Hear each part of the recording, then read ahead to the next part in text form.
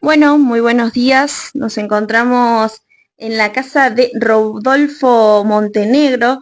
Hoy es el día del escritor y no queríamos dejar desapercibido este día, por eso nos acercamos hasta aquí, hasta su casa, para charlar un poquito con él y más que nada a través de su persona felicitar a todas aquellas personas que escriben, que dejan un poquito de su alma, de su esencia en la escritura. Muy buenos días, Rodolfo, ¿cómo estás? Muy buenos días,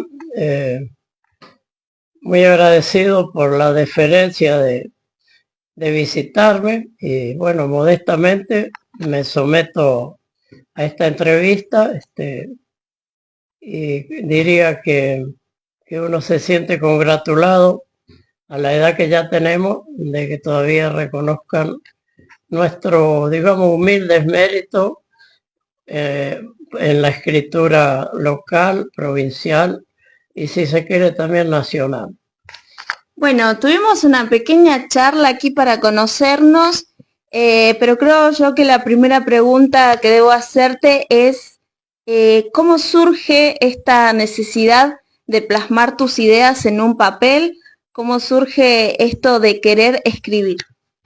Bueno, como diría yo, siendo niño, mi crianza fue en el campo, Lago Fontana, un recóndito y paradisíaco lugar de nuestra provincia, donde yo me crié y digamos el contacto directo con la naturaleza, con los bosques, con los lagos, Lago Fontana, como que me inspiró de muy temprana edad a apreciar lo que el Supremo Creador nos ha regalado al dotarnos de tanta belleza natural como tiene Argentina en todo su ámbito, digamos, territorial, pero parece que en el sur, en nuestros lugares, como que él puso mayor énfasis en darle belleza a toda nuestra patria en estos lugares. ¿Cuándo comenzaste tus primeros escritos? Me comentabas que también has publicado. ¿Cómo son esos comienzos? No, los comienzos empiezan muy ya bastante grande, antes de los 40 años, que empecé a plasmar, digamos, en los escritos la vocación mía, porque yo siempre entiendo que alguien que aprecie y quiere, digamos, el lugar, la cultura, lo trae desde la cuna. Y bueno, después de golpe por ahí se le despierta, digamos, las ganas o la voluntad de escribirlo. Yo empecé como, en realidad al principio firmaba escritor, como novel literario, ¿cierto? Porque no tenía ninguna distinción, ningún diploma, pero sin embargo primero me dio la inclinación por los poemas en rima y después alguien me aconsejó, eso merece un libro, me dijo. Y yo te ayudo, un gran escritor, Julio Dímol, que hace poco, de Rawson, que hace poco estuvo acá a visitarnos y tuvimos una hermosa reuniones con él y él me, como diría, me ayudó a imprimir en Buenos Aires mi primer libro que se llamó Aire Patagónico. Ese libro tuvo distinciones en algunas feriales del libro en Mar del Plata y bueno, y después recorrió prácticamente gran parte del país. ¿Vio? Escribiste también algunos textos de poesía. Ahora, ¿cómo venís con eso? No, lo que pasa es que el poema fue mi primer arranque, pero cuando llegué a los 100 poemas, este libro encierra, después te lo mostraré, encierra 34 poemas. Pero yo después, y ahora están inéditos, en algunos otros libros publiqué otros que los tenía inéditos, pero me estaba repitiendo, porque cuando uno ya, digamos, se sobrepasa en cuanto a cantidad de versos, le pasó al mismo Rubén Darío, un maestro de la poesía americana, que dijo, me estoy repitiendo mucho, entonces dejó de escribir. Yo hice lo mismo. Por supuesto que no me comparo con Rubén Darío, pero yo dije, no, basta con 100 poemas, listo. Y ahí planteé y me hice escritor, biógrafo e historiador, que son mis otros libros que tengo publicados. ¿Cuántos libros tenés publicados? Me comentabas que quizás ya no los pueda encontrar a la venta porque ya los has vendido a todos. Sí, tuvieron bastante repercusión, sobre todo el último, que se llama Chimayén. Es un escrito de relatos o cuentos en metáfora, cosa que me enseñaron, por supuesto, en mis cursos de literatura en otros ámbitos, Mendoza, Mar del Plata, Bio Neuquén, en todos profesores especializados. Y esto es todo lo imaginado hecho real. Y son las costumbres de nuestras tribus ancestrales, que ellos, por ejemplo, cuando alguien se iba del mundo, lo comparaban con un animal, que pasaba a integrar la figura de un animal. Y el Chimayén es una figura, después te voy a mostrar el libro, donde dicen la superstición, ¿cierto? El mito de nuestro ancestro indígena, que era un duende que circundaba toda esta zona, incluido Río Mayo, por supuesto, el duende de las Pampas, que aparecía a los jinetes, viajantes, caminantes y hasta en los pueblos. Entonces, no soy yo el único que escribí sobre el Chimayén, muchos escribieron. Yo escribí, digamos, algo que me dictó mi propia experiencia de vida.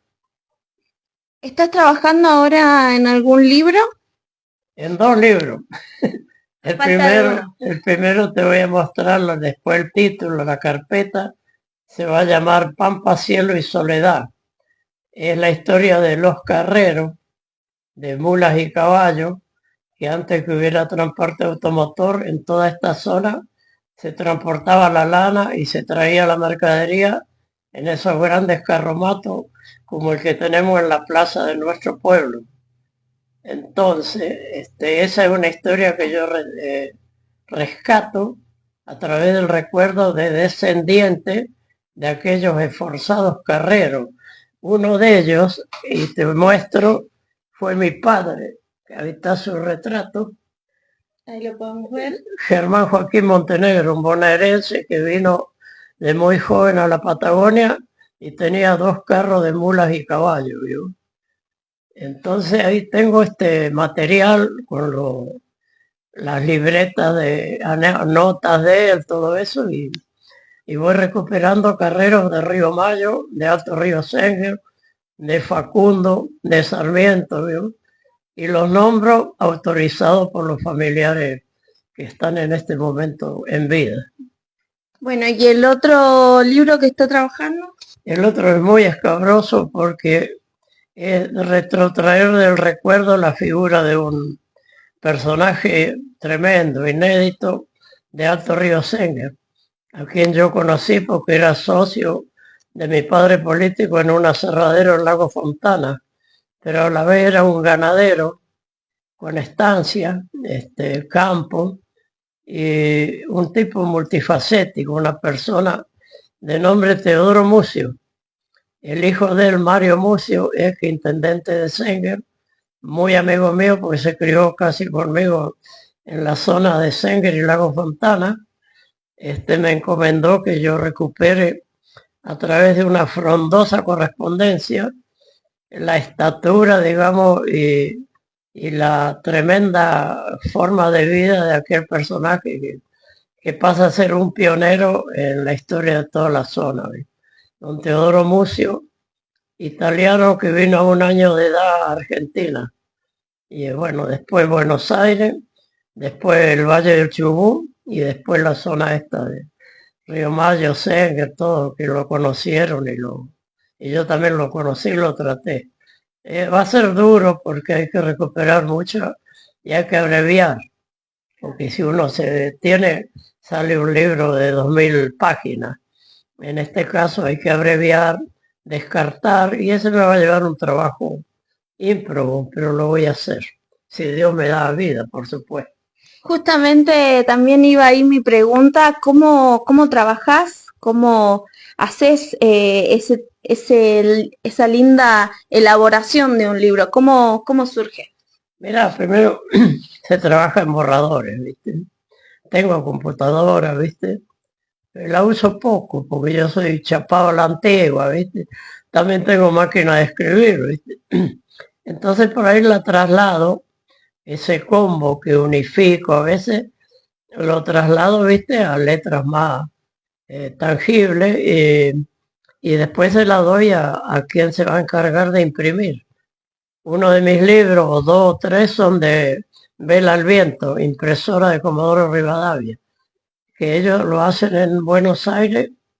Claro, por supuesto que en este momento mandar a imprimir, ponerle 100 libros, 100 ejemplares, sale tremendamente oneroso.